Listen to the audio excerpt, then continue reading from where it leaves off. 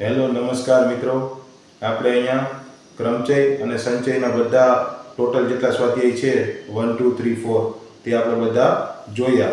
આપણે અહીંયા સ્વાધ્યાય પ્રક્રિયાના સ્વાધ્યાય 7 મતલબ કે જે આપણે જે છેલ્લું સ્વાધ્યાય છે સ્વાધ્યાય 7 તે હવે આપણે અહીંયા જોવાનું છે કે કઈ રીતે આપણે ક્રમચય અને સંચયના બધા ઉદાહરણો એકસાથે કઈ રીતે સોલ્વ કરી શકશું.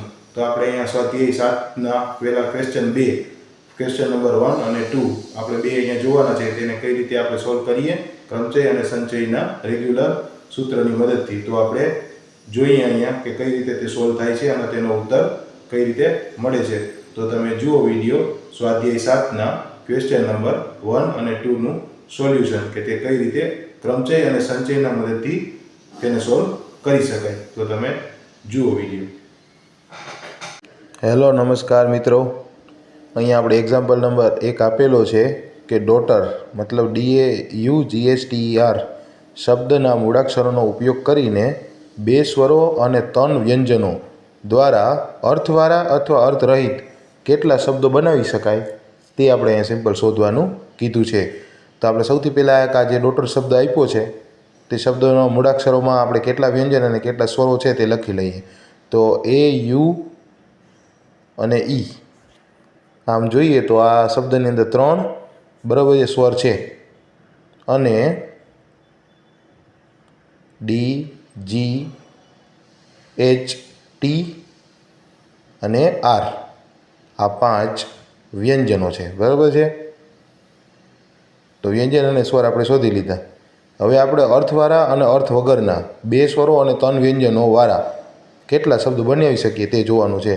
તો 5 સ્વરો છે 3 સ્વરો છે, તેમાંથી 2 સ્વર પસંદ કરવાની રીત એ કેટલી હોઈ શકે તો કે 3C2 અને એવી જ રીતે 5 વ્યંજન છે એમાંથી 3 વ્યંજન પસંદ કરવાની રીત એ કેટલી રીત હોઈ શકે તો કે 5C3 કેમ કે 3 વ્યંજન પસંદ કરવાના છે. હવે 2 સ્વરો અને 3 વ્યંજનો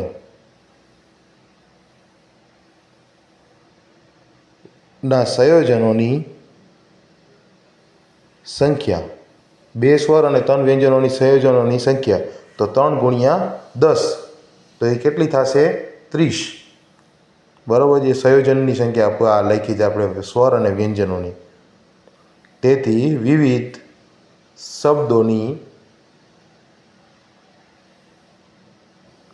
આવશ્યક સંખ્યા એના બરાબર શું થશે તો કે 30 ગુણ્યા 5 સમેશન બરાબર છે તો કેટલી થશે 3600. એવી જ અહીંયા ઇક્વેશન નંબર 2 આપેલો છે કે એમાં ઇક્વેશન શબ્દ આપેલો છે. બરાબર છે. એક્ઝામ્પલ નંબર 2 ઇક્વેશન શબ્દના એક સમયે ઉપયોગ કરીને સ્વરો અને વ્યંજનો એક સાથે આવે તે રીતે અર્થવાળા અને અર્થ વિનાના કેટલા શબ્દો બનાવી શકાય આવું આપણને કીધું છે. તો સૌથી પહેલાં ઇક્વેશન શબ્દની અંદર કેટલા સ્વરો અને કેટલા વ્યંજનો છે તે લખી લઈએ. તો A, E, I, O અને U આ બધા 5 સ્વરો આ આપણે જે શબ્દ છે એમાં આપેલા છે. તો એમાં 5 સ્વરો અને 3 વ્યંજનો. 3 વ્યંજનો કયા કયા છે તો કે Q, T અને N. આ 3 વ્યંજનો આપેલા છે અને 5 સ્વરો આપેલા છે. બરાબર છે. હવે આપણે અર્થવાળા અને અર્થ વિનાના અને એક સમયે ઉપયોગ કરી શકાય એ રીતે કેટલા શબ્દો બનાવી શકીએ તો બધા સ્વરો અને વ્યંજનો એક સાથે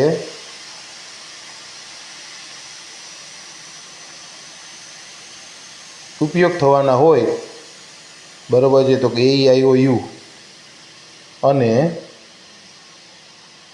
QTY બધા સ્વરો અને વ્યંજનો એકસાથે ઉપયોગ થવાના હોય તેથી બંનેને એક જ પદાર્થ તરીકે માની શકાય. બરાબર છે. કેમ કે એકસાથે ઉપયોગ લેવાના હોય તો તમને એને એક જ સમજી શકો સ્વર અને વ્યંજનોને. કેમ કે આ આપણે ઇક્વેશન માટે એક્ઝામ્પલ માટે આપણે આ લેવાનું છે.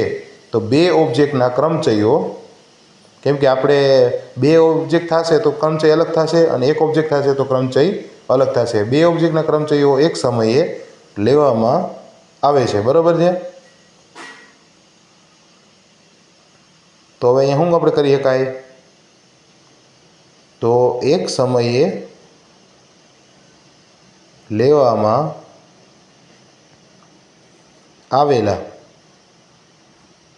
5 સ્વરો ક્રમચય અને 3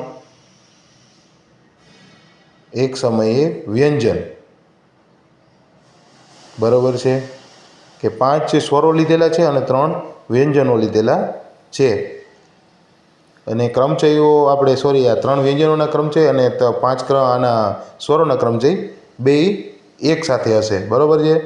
તેથી ગુણાકારના